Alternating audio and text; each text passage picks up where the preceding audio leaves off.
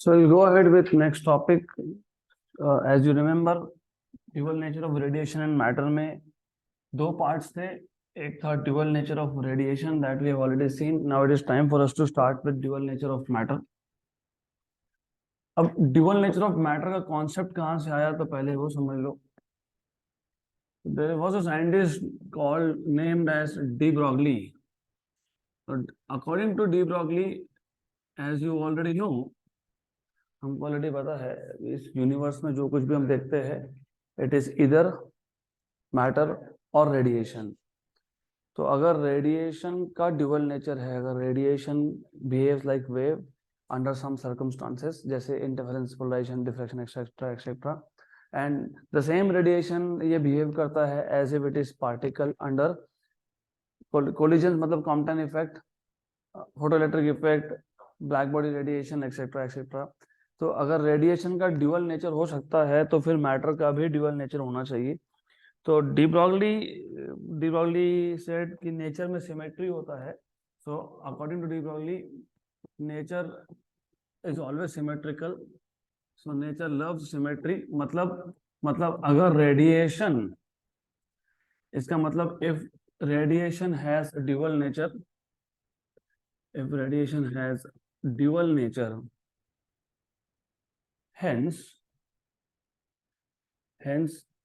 matter must also have dual nature. Matter must also have dual nature.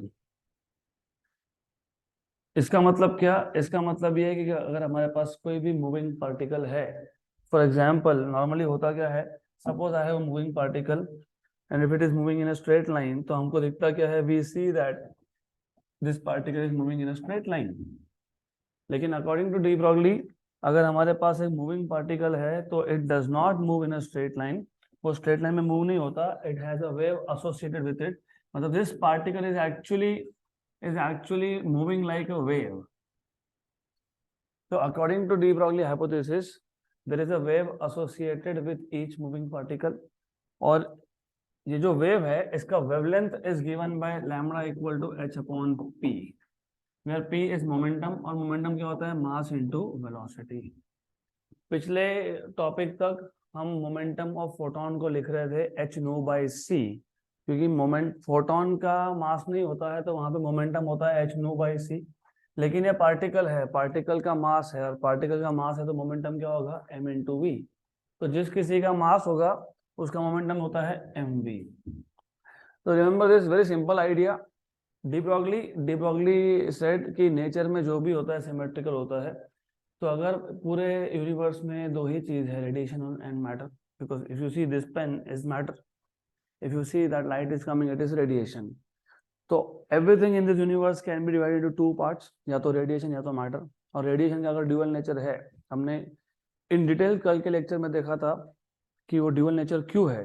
हाँ, interference, diffraction, polarization etcetera etcetera prove wave theory, wave nature of light, of radiation, whereas Compton effect और photoelectric effect shows particle nature. तो अगर radiation का double nature है तो matter का भी double nature होना चाहिए. इसका मतलब क्या हुआ फिर? इसका मतलब ये हुआ, if you have a moving particle, every moving particle has a wave associated with it. मतलब फॉर एग्जांपल एक बॉल को आपने थ्रो कर दिया, you may see that the ball is moving in a straight line, but actually it has a wave associated with it. मतलब वो actually wave जैसा move हो रहा है. बट प्रॉब्लम ये है, यू डू नॉट डिटेक्ट, आपको दिखता नहीं है कि ये ऐसा जा रहा है. You do not see it like this. आपको क्या दिखता है, it is going in straight line. ऐसा क्यों? बिकॉज इसका वेवलेंथ बहुत छोटा या फिर बहुत बड़ा होगा. May be the wavelength is so small, or maybe the wavelength is very very large. So since the wavelength will decide if the motion will appear to be a wave or not, तो इसके लिए हमको दिखता नहीं है that the particle is moving like a wave. हमको क्या दिखता है, particle is moving in a straight line. So therefore every moving particle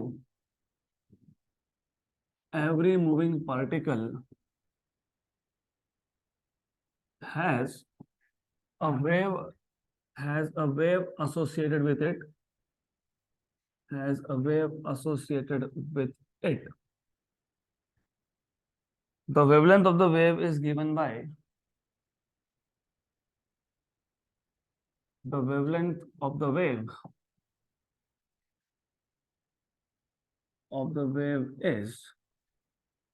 is h upon p, where p is momentum is mass into velocity. और उसके इस argument को support करने के लिए, प्रूव करने के लिए उसने दो लॉ यूज किए. Number one, Planck's quantization of energy. Do you remember what was Planck's quantization of energy? क्या था प्लैंक्स क्वांटाइजेशन ऑफ एनर्जी? आप पांचों के पांचों पीछे जाके ऐसा बैठ गए तो अजीब लगता है थोड़ा सा, वेरी डेंजरस. तो what is Planck's quantization of energy?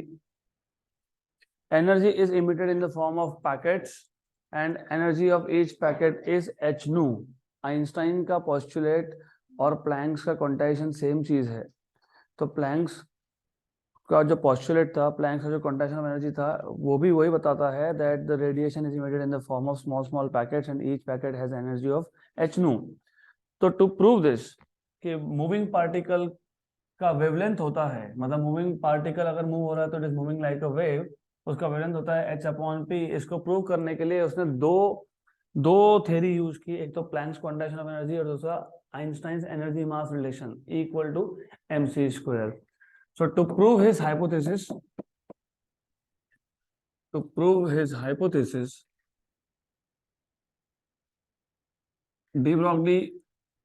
de Broglie used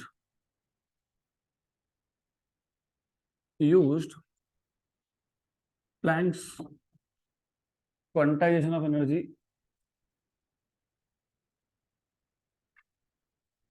and Einstein's energy mass relation फिर आपको दोनों के दोनों पता होने चाहिए. तो you should know we know that according to Planck's quantization of energy, according to Planck's theory, Planck's quantization of energy, each photon has energy of h nu. Planck's quantization of energy, energy of photon is h nu, which is hc by lambda. Equation number 1. Remember हमको wavelength find करना था, हमको wavelength h upon p आता है, h upon m भी आता है, ये प्रूव करना है. देन बाय द वे यही ड्यूअल नेचर बताया जाता है. This formula itself shows that particle has dual nature, matter has dual nature. Matter का वेव नेचर भी है, क्योंकि वेवलेंथ किसका होता है? वेव का होता है. मोमेंटम किसका होता है? पार्टिकल का होता है, राइट? लेकिन प्रूव करना पड़ेगा. ऑल्सो आपको पता होना चाहिए what is Einstein's energy mass relation. Also Einstein's energy mass relation is given by energy mass relation is equal to mc square. Equation number 2. तो इक्वेशन नंबर 1 और 2 दोनों का लेफ्ट हैंड साइड सेम है, तो राइट हैंड साइड क्या होगा? Same होगा. So therefore from equation number 1 and 2, you have left hand side same, तो right hand side भी same होगा. Therefore mc square equal to hc by lambda. Therefore एक c और एक c हो गया कैंसल, तो lambda equal to h upon mc. लेकिन मास इनटू स्पीड होता है momentum. Therefore lambda is equal to h upon momentum. Hence proved. तो idea is extremely simple. According to de Broglie radiation का double nature है, तो फिर matter का भी डबल नेचर होना चाहिए. मतलब any moving particle should have a wave associated with it, or that wavelength is given by h upon p, where p is momentum of the particle. इस formula को डिराइव करने के लिए de Broglie used two different concepts. एक था planks quantization of energy, क्योंकि अभी हमको पक्का पता है फोटो इलेक्ट्रिक इफेक्ट इतना डिटेल में स्टडी करने के बाद हमको ये तो पक्का पता है दैट एनर्जी मतलब रेडिएशन मतलब photon, they are in the form of packets and energy of each packet is h nu, मतलब hc by lambda. Number 2, Einstein mass energy relation पता है हमको, E equal to mc square. तो E equal to mc square भी पता है हमको, energy equal to h nu by hc by lambda भी पता है. तो दोनों को इक्वेट कर दोगे तो क्या मिल जाएगा? Lambda equal to h upon p. Well by the way ये एनर्जी मास रिलेशन, ये बहुत इंपॉर्टेंट रिलेशन है बहुत सिंपल सा, लेकिन इसका मीनिंग बहुत अलग होता है. You know what does that mean? Energy and mass are interconvertible. मतलब आप एनर्जी को मास में कन्वर्ट कर सकते हो, मास को आप एनर्जी में कन्वर्ट कर सकते हो. इसका मतलब जहां जहां मास है वहां पे एनर्जी है. मतलब यू हैव मास, मतलब यू हैव मास का मतलब you have energy stored in yourself. तो जब एनर्जी और मास में कन्वर्जन होता है, for example when mass is converted to energy, the energy is emitted with speed of light 3 × 10⁸ इसलिए तो बोलते हैं ना, total amount of energy and mass in this universe is constant. अगर कहीं से मास डिसअपियर हो गया तो उसका कन्वर्जन किस में हो गया? एनर्जी में. और मास का कन्वर्जन जब एनर्जी में होता है तो that energy is emitted with speed of light 3 × 10⁸ good. तो अब क्योंकि अब मैटर भी वेव है, तो मैटर के साथ जो वेव एसोसिएटेड है उसको बोलते हैं मैटर वेव्स. क्या बोलते हैं उसको? Matter waves. तो according to de Broglie, matter has wave associated with it, and which is given by, अभी प्रूव किया हमने, which is given by lambda equal to h upon p. So therefore according to de Broglie hypothesis, अभी हमको सिर्फ करना क्या है, हमको ये जो वेव है लैम्डा, इसके अलग अलग फॉर्म चाहिए. क्योंकि क्या होता है, फॉर एग्जाम्पल अगर आपको ऐसा बता दिया, cricketer is bowling at a speed of 150 kilo, cricketer मतलब bowler of course, the bowler is bowling at a speed of 150 km per hour. Imagine the ball has a mass of 250 grams. पूरा ball का 250 ग्राम मास होता है रफली. Find out what is the wave associated with the moving ball. हाँ, तो आपको v दे दिया, आपको m बता दिया, आपको h की वैल्यू पता होती है, तो you can find out what is the wavelength of that ball. मतलब वो बॉल जब मूव होगा तो it will appear to you as if it is going in a straight line, but it should basically move like a wave. तो अब ये तो अभी एक बॉल का एग्जांपल हो गया. Let us say we have an electron which is moving in a high potential difference of 10,000 volts. Find out what is the wavelength of the wave associated with the electron. तो electron तो बहुत छोटा particle हो गया, तो ये तो formula लगेगा नहीं. क्यों लगेगा? क्योंकि आपको मास भले ही पता हो, आपको एच भले ही पता हो, आपको स्पीड पता नहीं, तो आपको स्पीड फाइंड करना पड़ेगा.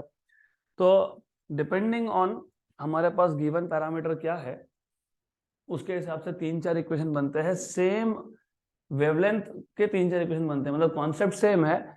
सो according to de Broglie, the wavelength associated with moving particle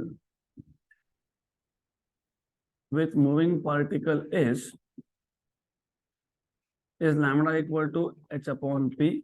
और ये जो वेव लेंथ एसोसिएटेड है मूविंग पार्टिकल के साथ, इसका मतलब पार्टिकल क्या है? वेव है, इसलिए मैटर को क्या बोलोगे? Matter wave. Since the moving particle is behaving like a wave, hence these are called as matter waves. Equation number 1. But अगर आपको याद होगा काइनेटिक एनर्जी, अभी मैं एक काम करता हूँ, नोटेशन चेंज कर रहा हूँ. काइनेटिक एनर्जी को लिखूंगा ई के, ई सफिक्स के. What is kinetic energy? Half mv square. अब ये जो इक्वेशन है, एक काम करते हैं, इस इक्वेशन के राइट हैंड साइड को मास से मल्टीप्लाई और डिवाइड कर देते हैं. हाफ mv स्क्वायर था, मल्टीप्लाई कर लिया तो m स्क्वायर, और नीचे आ गया m. ऐसा क्यों? क्योंकि मेरे पास इक्वेशन नंबर 1 में क्या था? मोमेंटम था. मुझे मोमेंटम की जगह पे एनर्जी का फॉर्म लाना है. मैंने अभी अभी आपको बताया, इट विल डिपेंड कि आपको क्या दिया है. अगर आपको मास और वेलोसिटी दिया है तो आपको मोमेंटम डायरेक्टली मिलता है mv. कभी कभी आपको दिया होता है काइनेटिक एनर्जी, बोला होता है the particle moving has a kinetic energy of 10 electron volt. तो अगर आपको काइनेटिक एनर्जी का वैल्यू दिया है तो आपको वेवलेंथ का इक्वेशन कौन से फॉर्म में चाहिए? काइनेटिक एनर्जी के फॉर्म में चाहिए. कभी कभी आपको दिया होता है voltage, electrons are moving under the influence of very high voltage of 10,000 volt, तो उस केस में आपको क्या चाहिए होता है? Equation in terms of voltage. Mobile छोड़ के इधर भी देख लो थोड़ा, इधर आखिरी 4-5 चैप्टर है. तो you should write down this same equation in terms of kinetic energy in terms of potential difference, in terms of mass and velocity, वो तो पता ही है हमको। तो you know what is m into v, momentum है ना ये, तो मोमेंटम का स्क्वायर हो गया, तो p square upon 2m, therefore you have p square equal to 2m ek, therefore p equal to under root of 2m ek, equation number 2. So from equation number 1 and 2, therefore from equation number 1 and 2 you will have wavelength equal to h upon p, p क्या है लेकिन under root of 2m ek, equation number 3। यह भी wavelength का ही equation है but in terms of kinetic energy. तो अगर काइनेटिक एनर्जी दिया होगा तो फिर डायरेक्टली ये इक्वेशन यूज कर लेना। अगर सपोज आपको न्यूट्रॉन बोला है तो न्यूट्रॉन का मास लिखोगे, काइनेटिक एनर्जी जो भी दिया होगा, रिमेंबर यहाँ पे वेवलेंथ फाइंड कर रहे हो तो kinetic energy should be measured in joules, it should not be in electron volt. Electron volt में लिखोगे अगर यहाँ पे एनर्जी तो आंसर गलत आएगा। ऐसा unit of energy is not electron volt, it is joule. अगर इलेक्ट्रॉन बोला है तो इलेक्ट्रॉन का मास जो भी होगा वो, अगर आपको बोला है अल्फा पार्टिकल तो अल्फा पार्टिकल का मास, अल्फा पार्टिकल का मास क्या होता है 4 times of mass of proton, 4 into 1.67 into 10⁻⁻27, तो 1.6 इंटू 4 is 6.4, तो 6.4 इंटू 10⁻⁻27, तो depending on particle to particle. अब ऐसा भी हो सकता है आपको ना मास बताया है, ठीक है मास बता दिया लेकिन आपके पास स्पीड नहीं है, मतलब मोमेंटम डायरेक्टली फाइंड नहीं होगा, आपके पास डायरेक्टली काइनेटिक एनर्जी भी नहीं है, आपको सिर्फ बताया है कि जो पार्टिकल है वो हमने रख दिया potential difference of 10,000 volts, 15,000 volts, 20,000 volts etcetera etcetera, मतलब वोल्टेज दे दिया।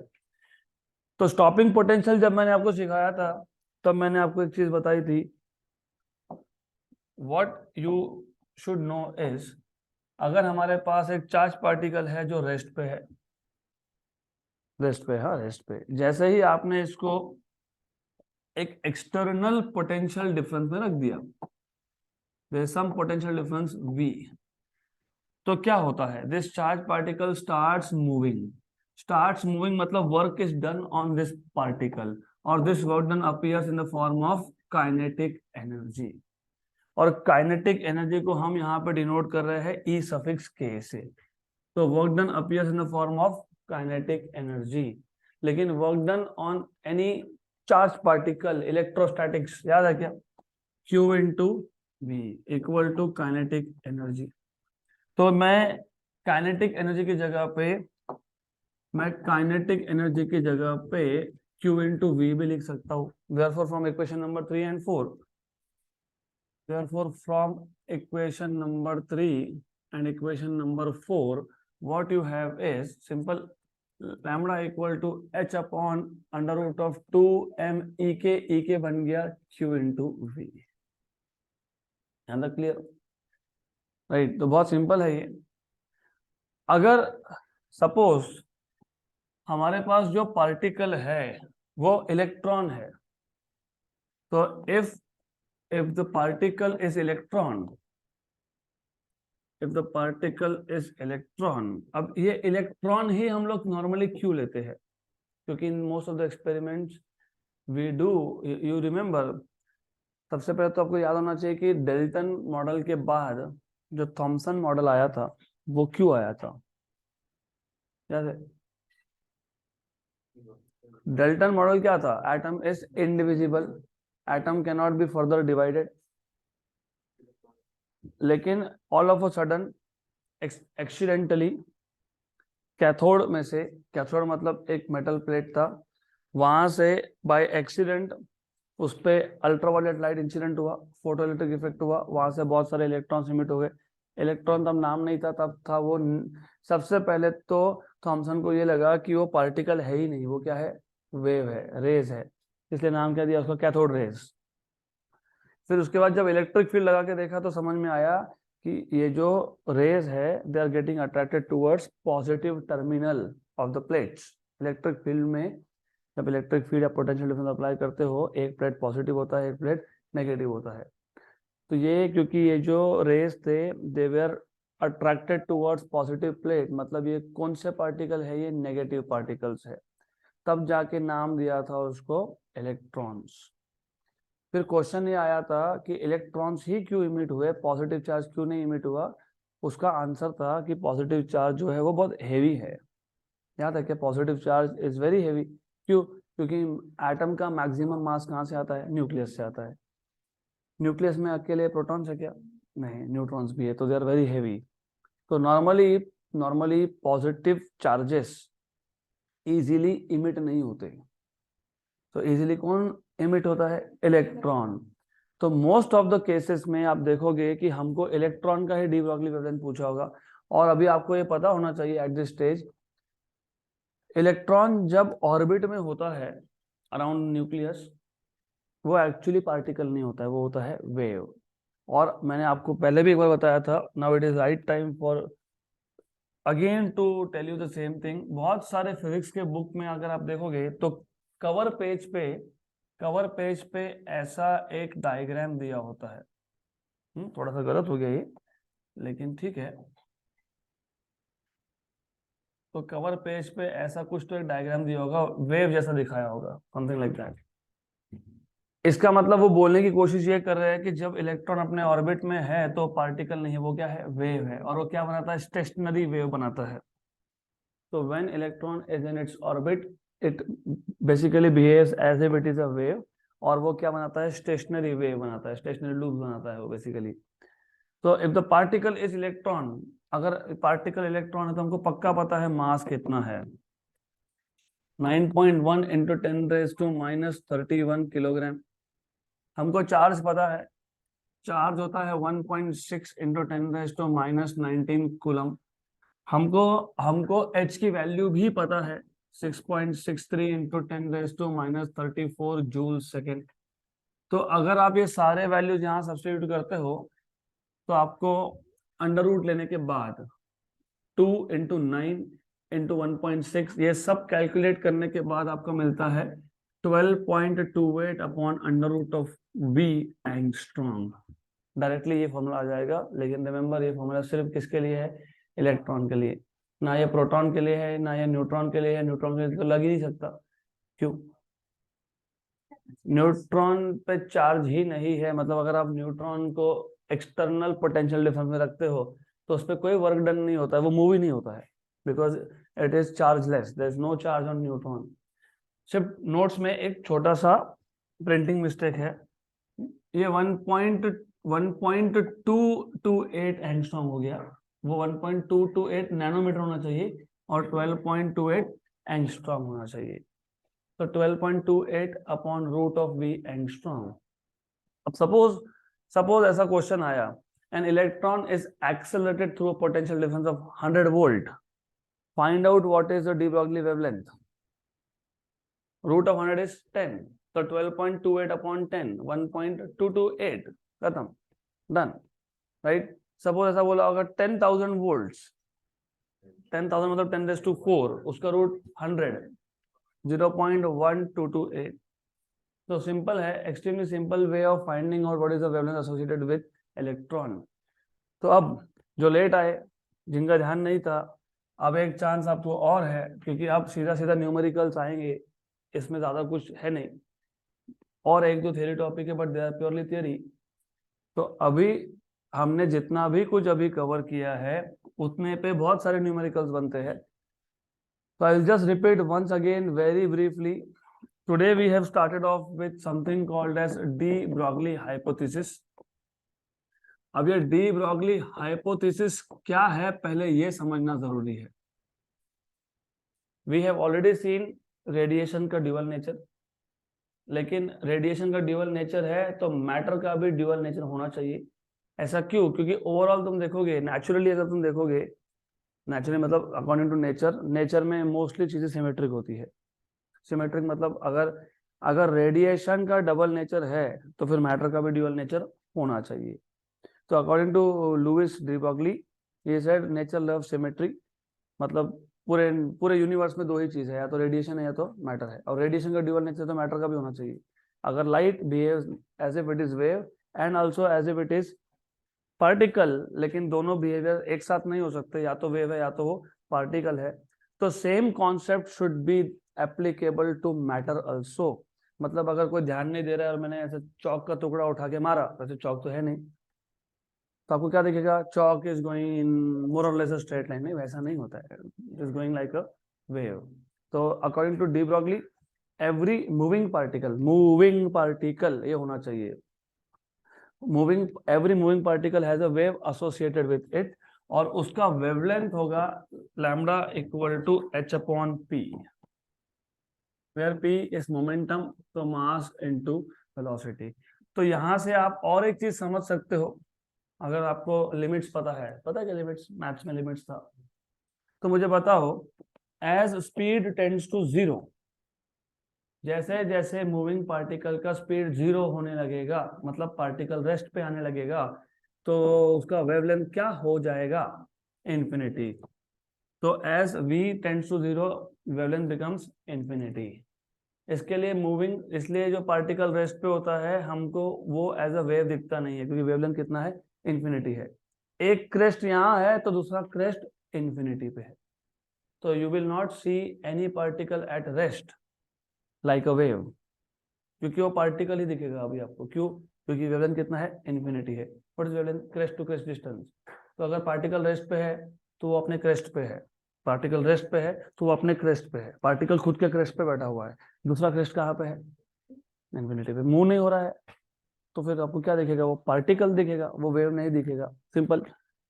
अगर उल्टा हुआ, as velocity tends to infinity, wavelength tends to zero.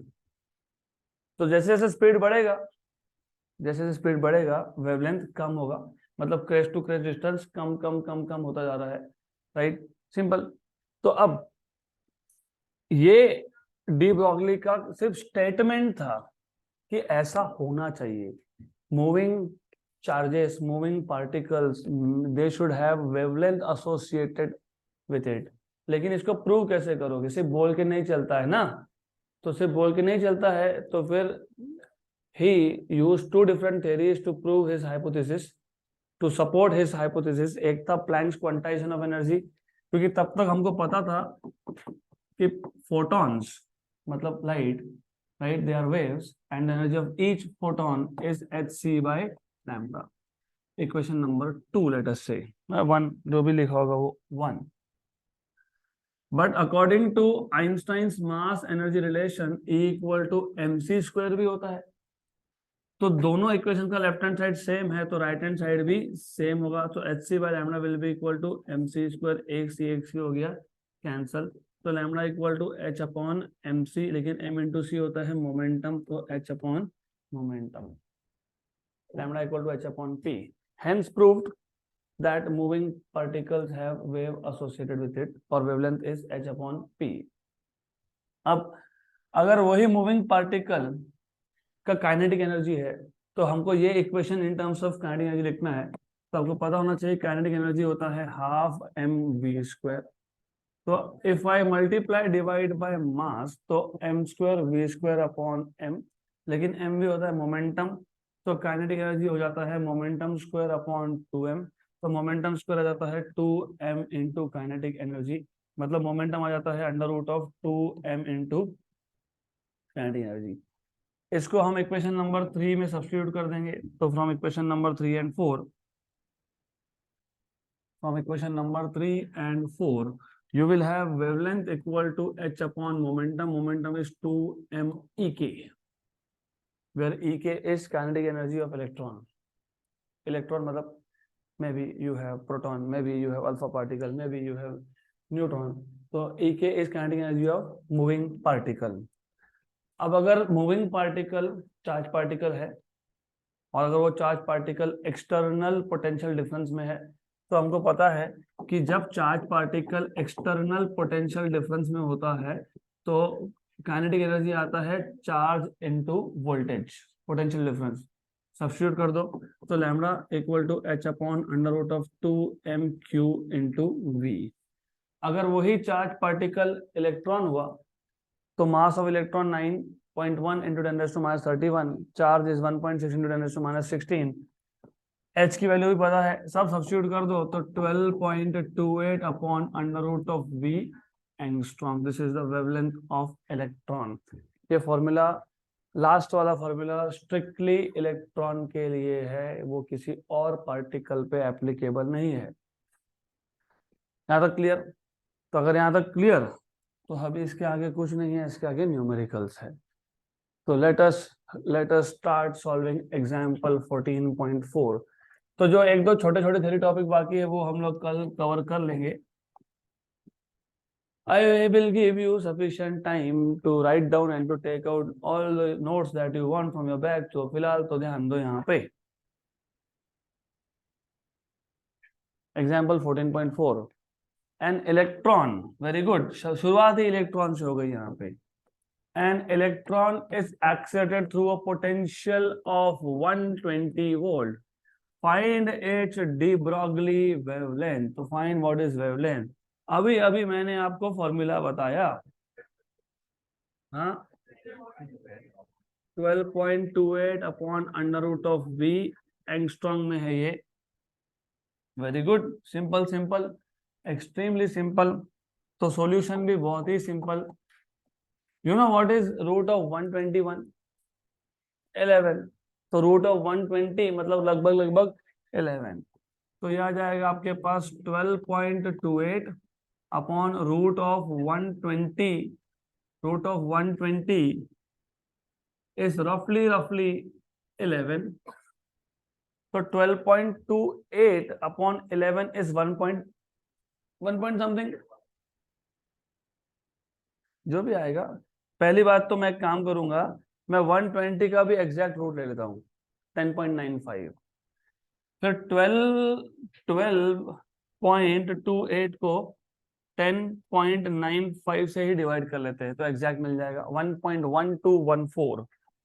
तो ये आ गया 1.1214 एंगस्ट्रॉम। ये हो गया wavelength of electron. Right, done.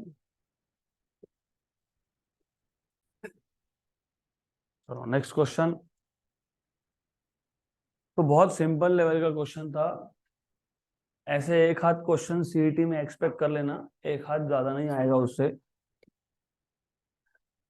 Next question 14.5, a student weighing 45 kilogram, a student weighing 45 kilogram is running with a speed of 8 kilometer per hour on a footpath 2 meter wide. A small car weighing 1200 kilogram is moving with a speed of 60 kilometer per hour on a 20 meter wide road. Calculate de Broglie wavelength. So you have two different informations here. हमारे पास एक student का information दिया है, तो mass of student कितना दिया हुआ है? 45 kilogram. What is the speed of student? 8 kilometre per hour. आपको पता होना चाहिए किलोमीटर पर आवर को 5/18 से मल्टीप्लाई करोगे तो मीटर पर सेकेंड। 4 एंड 9 20/9 मीटर पर सेकेंड, मतलब 2 पॉइंट समथिंग मीटर पर सेकेंड। इसको ऐसे रहने देते हैं। सिमिलरली मास ऑफ कार आपको दिया है 1200 किलोग्राम। फिर आपको स्पीड ऑफ कार भी दिया है, कितना दिया हुआ है? 60 kilometre per hour. 60 kilometre per hour. इसको भी 5/18 से मल्टीप्लाई करके मीटर पर सेकेंड में कन्वर्ट कर लो। 6 3 जा 6 10 जा, तो 50/3 मीटर पर सेकेंड। तो आपको क्या पूछा है? आपको पूछा है डी ब्रॉगली वेवलेंथ। और ये फिर क्या दिया है? ये 2 मीटर वाइड फुटपाथ है, 20 मीटर वाइड रोड है। इसका कोई मतलब नहीं है मिस्टर ब्लू, हाँ, इसका कोई मतलब नहीं है। वो विड्थ ऑफ रोड या विड्थ ऑफ फुटपाथ का कोई भी मतलब नहीं है, ऐसा ही दिया है आपको कंफ्यूज करने के लिए। तो you are supposed to find out, क्या फाइंड करना है? De Broglie wavelength of student and de Broglie wavelength of car. अगर अभी आप चुप नहीं बैठोगे तो मैं आपको बाहर रोड पे दौड़ाऊंगा और बोलूंगा खुद का डी ब्रॉगली वेवलेंथ फाइंड करो। और चुप नहीं बैठे ना तो नीचे भेजूंगा, बोलूंगा जाओ भागो। मास तो पता ही होगा ना, 50 है, 45 है, 55 है, पता होता है यार किसको मोर और लेस। और सबके पास आजकल स्मार्ट वॉच होती है, उसमें आपको पता लग जाता है कितना स्पीड है। तो फिर खुद का डी ब्रॉगली वेवलेंथ फाइंड करके आना। तो you have, what is the formula? Formula लिखा ही नहीं हमने, फॉर्मूला लिख लेते हैं। What is formula? Lambda equal to H upon T, wavelength equal to H upon P. P क्या होता है? M V. तो this is the formula that you should be using. Simple simple. तो H upon M S V S. H की value कितनी है? 6.63 into 10⁻⁻34। What is mass of student? 45। What is speed of student? 20/9। One जा and five जा, ये कितना है? 100 है। Very good. 100 ऊपर जाके क्या होगा? 10⁻²। तो कितना आ गया? 6.63 इंटू 10⁻36 मीटर। अब आप एक चीज समझ लो, कोई भी स्टूडेंट भागता है तो वो आपको ऐसा वेव के फॉर्म में नहीं दिखता है। वो क्यों नहीं दिखता है? क्योंकि 10⁻34 इसको बोलते हैं प्लैंक लेंथ। उससे नीचे हम कुछ भी डिटेक्ट कर नहीं सकते हैं। ये 10⁻36 मीटर है, राइट। पहली बात तो थियोरेटिकली जो भी स्मॉलेस्ट वेवलेंथ तुम मेजर कर सकते हो, जो भी स्मॉलेस्ट लेंथ तुम मेजर कर सकते हो, वो होता है प्लैंक लेंथ। वो होता है 10⁻34 मीटर। उससे कम तुम कुछ मेजर कर ही नहीं सकते हो थियोरेटिकली। ये तो उससे भी कम आ गया। अब बात आ जाती है प्रैक्टिकल्स पे। हमारे पास जो best of the best instruments है ना, सबसे अच्छे वाले, उसमें भी अगर आपको स्मॉलेस्ट डिस्टेंस मेजर करना है ना तो 10⁻15 मीटर से नीचे होता नहीं है। फेम्टोमीटर बोलते हैं इसको, या फिर फर्मी मीटर भी बोलते हैं, फर्मी। तो ये 10⁻36 है, वेरी स्मॉल। 10⁻36, 0.0000 ऐसे 36 जीरो बाद में 63। तो you cannot measure. That is why we do not see any student running like a wave. You see a student is moving in a straight line. Now similarly for car, second case था wavelength for car is H upon M car into V car. तो you have यहाँ पे H की value 6.16 into 10⁻34। Mass of car था 1200, तो 12 into 100 into speed of 50/3। 50/3 one जा and four जा। वापस से हमारा काम आसान हो गया।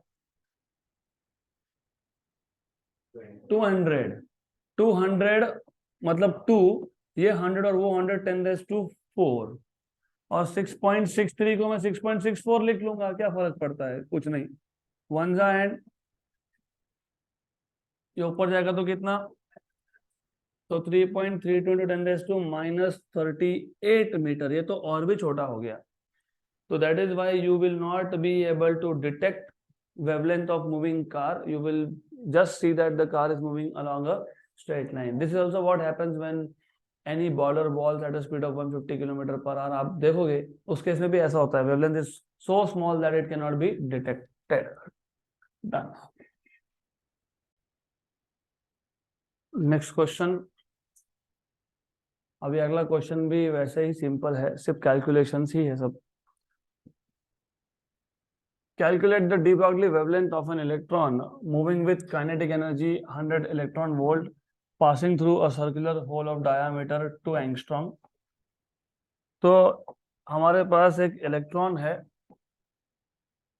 इस इलेक्ट्रॉन का आपको काइनेटिक एनर्जी दे दिया है। काइनेटिक एनर्जी मतलब ई के, ये कितना है? 100 इलेक्ट्रॉन वोल्ट है। लेकिन एज आई टोल्ड यू, जब आप वेवलेंथ फाइंड करोगे तो आपको ये जूल में चाहिए। तो आपको याद होना चाहिए कि इलेक्ट्रॉन वोल्ट से जूल में जाने के लिए मल्टीप्लाई बाय 1.6 इंटू 10⁻⁻19। 1.6 का ये पॉइंट हटा दो, 10⁻⁻20 हो गया, और ये +2 हो गया, तो 16 इंटू 10⁻⁻18। ऐसा मैंने क्यों किया? क्योंकि आपको याद होना चाहिए कि जब आप काइनेटिक एनर्जी के टर्म्स में फॉर्मूला लिखते हो, अभी अभी देखा हमने, अंडर रूट आता है, अंडर रूट आता है ना, अंडर रूट। तो अंडर रूट ऑफ 16 मतलब 4। अंडर रूट ऑफ 10⁻18 मतलब 10⁻9। तो जब आप सिर्फ कन्वर्ट कर रहे हो उस टाइम पे भी आपके दिमाग में फॉर्मूला हमेशा आना चाहिए कि अगर मुझे काइनेटिक एनर्जी के टर्म्स में फॉर्मूला लिखना है तो वहां पे क्या आएगा, स्क्वायर रूट आएगा। तो 1.6 का स्क्वायर रूट कैसे फाइंड करोगे, 16 का पता ही होता है ना। 1.6 का रूट 0.4 तो नहीं होता, होता है क्या 0.4, नहीं होता ना। 16 का कितना होता है, 4 होता है। तो डायरेक्टली 16 कर लिया। और ऊपर से अगर ये ऑड पावर है तो ऑड पावर का रूट आता नहीं है, तो फिर ऑड पावर का रूट नहीं होता तो किसका आता है, इवन का आता है। तो इसके लिए फिर हमने क्या करना है, यहाँ पे इवन पावर लिखने हैं। देन क्या बोला था हमको क्वेश्चन में, हमको बोला था इलेक्ट्रॉन। तो तुमको मास ऑफ इलेक्ट्रॉन नहीं पता क्या, 9.1, मैं 9 ही लूंगा इसको, सिर्फ लिखते वक्त मैं 9.1 लिख रहा हूँ, 10⁻31 किलोग्राम।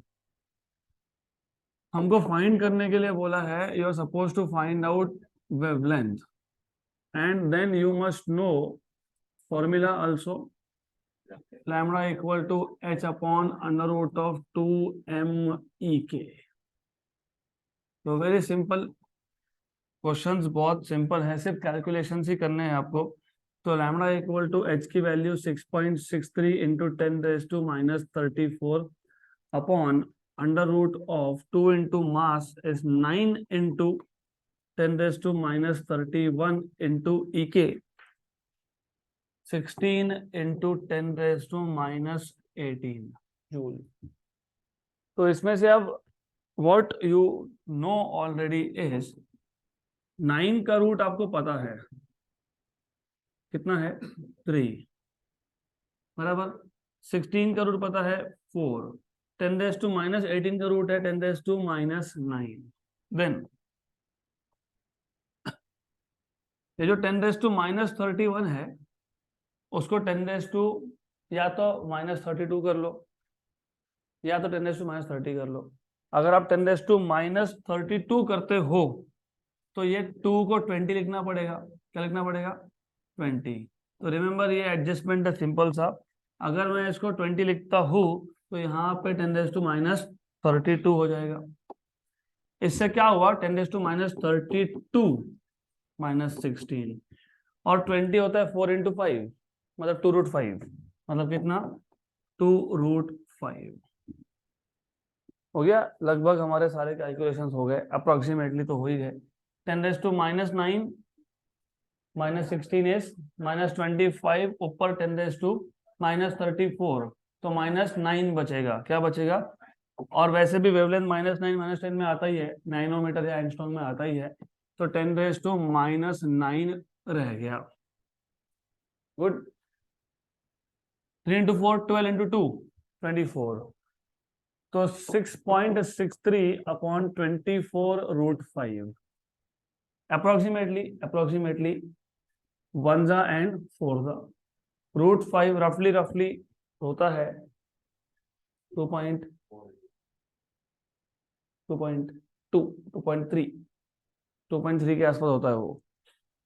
तो 4 इंटू 2.3 10 1/10 ऊपर जाएगा तो 10⁻10 मतलब अप्रोक्सीमेटली बोल रहा हूं मैं, कितना चाहिए 1 एंगस्ट्रॉम। अप्रोक्सीमेटली कितना चाहिए 1 एंगस्ट्रॉम। और ओरली ही हो गया है कैलकुलेशन, मैं आपको करके बताता हूँ। फिर भी डिनोमिनेटर में क्या था 24√5, क्या था 24√5। तो डिनोमिनेटर में क्या था 24√5, तो 5 का क्या था रूट था 2.23। इसके साथ क्या मल्टीप्लाइड था इसके साथ 24 है ना। तो 2.23 के साथ क्या मल्टीप्लाई करना था आपको 24, तो 53.52 डिनोमिनेटर में है। न्यूमरेटर में क्या है 6.63 है, याद रखना 6.63 डिवाइडेड बाय 53.52 कितना आ गया 0.123। 0.123 यस। तो 0.123 इंटू 10⁻⁻9 मीटर मतलब 1.23 इंटू 10⁻10 मीटर। तो कितना 1.23 एंगस्ट्रॉम। मैंने वही तो बात रफली कितना आएगा 1 एंगस्ट्रॉम। और एग्जैक्ट आंसर 1.23 ही है, 1.2354 डन।